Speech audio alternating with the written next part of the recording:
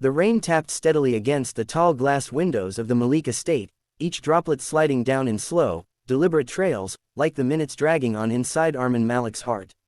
The house was alive with quiet preparation, servants carrying trays of delicate porcelain, chefs adding final touches to golden platters of food, and the low hum of polite conversation echoing in the grand hallways. Yet, amidst the activity, Arman sat alone in the drawing room, stiff-backed in a high chair near the fire, his hands clasped tightly, his eyes fixed on the flames as though they might offer him answers. Tonight was not an ordinary night. It was the night of his engagement. But not the kind born of youthful love or starry-eyed choice. No, this was an arrangement, an alliance between two families. A decision made in whispers and agreements long before he ever gave his consent. Arman had been raised for duty. Every move of his life had been orchestrated, his education, his career, his friendships, all guided by invisible strings pulled by his family's legacy. Tonight, those strings tugged harder than ever, binding him to a future he could neither shape nor escape. The bride-to-be was a mystery to him. He had never met her, had not even seen her face. The only description his mother offered was, "She is simple, Arman. Plain, modest, suitable for a man of your stature."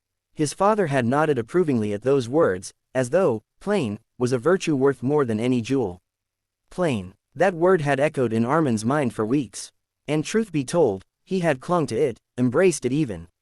Plain meant there would be no complications, no whirlwind of beauty that could disarm him, no dazzling smile that could make him forget the carefully constructed walls he had built around his heart. Plain meant predictable, and predictable was safe. He told himself that was what he wanted. A plain bride, a companion who would quietly step into his life, fill the role his parents demanded, and demand nothing more from him than courtesy. He did not want passion. He did not want temptation. He did not want to feel the wild, unsteady heartbeat of desire. He had seen what love could do. He had witnessed it once, in his youth, when his cousin abandoned wealth and security for a woman he adored, only to end up broken, penniless, and humiliated when she betrayed him. Arman had learned then, beauty was dangerous, and love was nothing more than a weakness disguised as joy. And so, he sat by the fire, rehearsing polite smiles. He thought of how he would greet her, kindly, respectfully, but distantly. He imagined her face, soft and forgettable, eyes lowered, words spoken in a timid murmur. He pictured her as someone who would fade into the background, a shadow he could live beside without ever fearing the burn of longing. The clock struck 7, his chest tightened. He heard footsteps echoing in the corridor, voices announcing arrivals, the clinking of glasses as family members welcomed one another. Arman remained seated, his jaw clenched, his pulse steady, waiting for the moment when he would be called to greet his bride. And then, the double doors at the end of the hall opened. He didn't look up immediately. Not until he noticed the sudden hush, the silence that fell like a spell across the room. It was as though the air itself shifted, charged with something unspoken. Slowly, reluctantly, Arman raised his eyes. She walked in. Zara. Her name had been mentioned casually, without weight, as though she were of no consequence. But the woman who entered the room was not the plain bride he had imagined. She was nothing short of extraordinary. Her presence was commanding without arrogance, graceful without effort. She wore a dress of soft ivory, its folds moving like whispered secrets as she walked. The delicate fabric seemed to glow under the golden light of the chandeliers, and for a moment, it looked as though she carried her own light into the room. Her hair framed her face like silk, and her eyes, those eyes, were alive with a depth that unsettled him. They were not timid, nor shy, but steady, strong, with a quiet confidence that demanded respect without asking for it. Every step she took was deliberate, measured, but never forced. She did not appear overwhelmed by the grandeur of the Malik estate, nor did she shrink beneath the watchful eyes of the guests. Instead, she walked as though she belonged there, as though the walls themselves recognized her. Arman's breath caught, his carefully rehearsed calm shattered in an instant. He had not expected this. He had not prepared for this. His mind screamed at him to look away, to lower his eyes, to hide the sudden heat that raced through his veins. But he couldn't. He was drawn to her, helplessly, like a moth to flame. She turned her head slightly, her gaze catching his from across the room. For the briefest second, their eyes locked, and in that fleeting moment, Arman felt his world tilt. There was something in her look, not boldness, not flirtation, but an undeniable recognition, as though she could see through the layers of armor he had built around himself. He felt exposed, vulnerable. He gripped the arms of his chair, his knuckles white. This was wrong. She was not supposed to be this. She was not supposed to be beauty wrapped in grace, strength wrapped in softness. She was supposed to be plain, safe, predictable. But Zara was none of those things. And as she reached the center of the room, greeting his parents with a smile so radiant it made the chandeliers seem to dim, Arman realized something he had not expected to feel in years. He was afraid, not of her, but of himself. Because deep inside, beneath the carefully constructed walls, a fire had sparked. And if he allowed it to grow, it would consume him. She was not the plain bride he had expected. She was temptation, beauty, and danger all at once. And as he sat there, his heart betraying him with every thud, Arman Malik knew that this engagement was not going to be safe at all. It was going to change everything. The engagement dinner stretched long into the evening, every detail executed with the precision of a ceremony meant to impress. Crystal glasses clinked, silver cutlery gleamed, and conversations flowed in elegant tones. Yet for Arman Malik, it was all a blur. He sat at the head of the long dining table, surrounded by family, distant relatives, and respected guests. He smiled when required, nodded at pleasantries, even forced a laugh when someone cracked a polite joke. But none of it registered.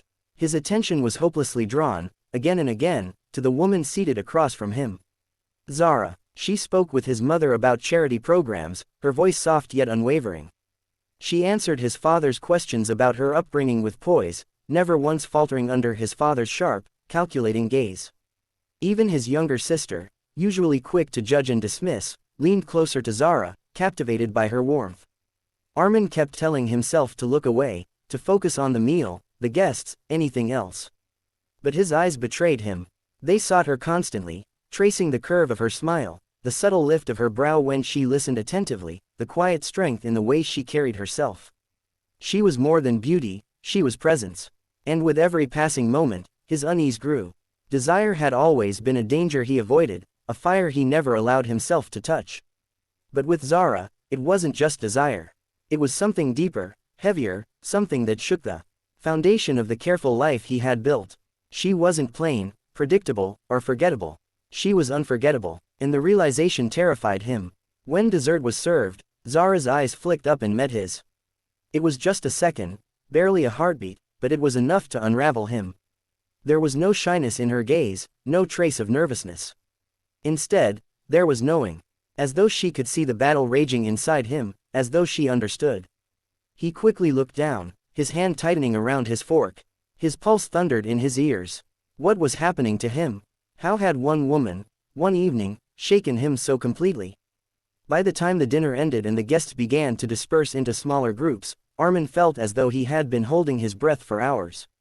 He excused himself from the crowd, stepping out onto the wide balcony that overlooked the Malik Gardens. The night air was cool, crisp, carrying the faint fragrance of jasmine from the flowerbeds below. He leaned against the marble railing, exhaling heavily, hoping the silence might soothe the storm inside him.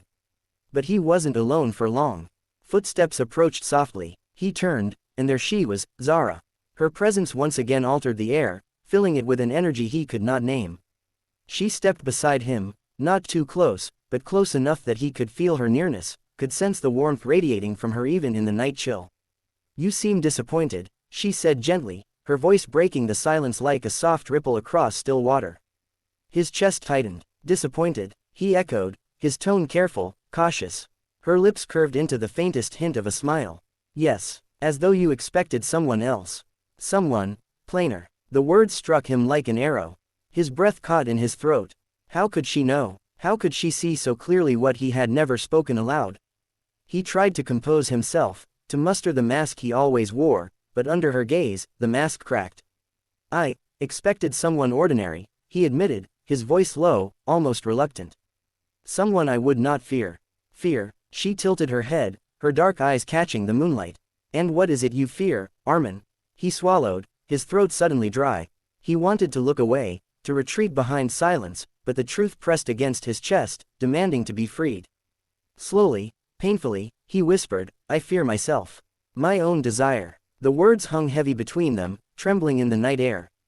He took a step closer, unable to resist, his voice a confession pulled from the depths of his soul. "With you, it is not something I can contain. You make me want, Zara. You make me feel things I've spent years trying to bury. And that terrifies me. The silence that followed was unbearable, stretching like an eternity. He expected her to recoil, to step back, to remind him of the boundaries that duty had drawn around them. But she didn't. Instead, Zara held his gaze, her expression soft yet unyielding. And then she spoke, her words gentle but resolute. Then perhaps, Arman, it is not something meant to be contained. His breath hitched. The world seemed to fall silent, the distant murmur of guests fading, the rustle of the garden vanishing. In that moment, it was only them, the man who had feared desire all his life, and the woman who stood before him, unafraid of it. Something inside him shifted. A wall crumbled. For the first time in years, Arman felt alive, not with control, not with duty, but with raw, unshakable truth. But truth was dangerous. He forced himself to step back, though every fiber of his being longed to stay close. His jaw tightened, his fists clenched at his sides. This, whatever this is, it cannot be, he said hoarsely. We are bound by family, by expectation. I cannot allow myself to lose control. Zara's eyes softened, but there was no pity in them, only understanding. You're not losing control, Arman, she whispered. You're finding it, the part of you that has been buried under duty, under fear. Perhaps, I am not here to ruin you. Perhaps I am here to set you free. Her words cut through him like a blade, yet they carried a tenderness that left him trembling. Before he could respond, a servant appeared at the doorway, announcing that the guests were asking for them. Zara turned her gaze back to the gardens for a moment, then looked at him once more, her smile gentle, knowing. We should go, she said softly. And just like that, she walked away, leaving him on the balcony with his heart in chaos. Arman watched her disappear through the doorway, the echo of her words still burning in his chest. He had expected a plain bride, someone safe, someone who would never disturb the calm surface of his carefully controlled life. Instead, fate had brought him Zara, a woman who could ignite his soul, who could challenge everything he thought he knew about himself. And as he stood there, the night pressing in around him, Arman realized the truth he had been running from. This engagement would not be the quiet, predictable union he had imagined. It would be fire. It would be passion. It would be the greatest risk of his life. And perhaps, it would be worth every moment of fear.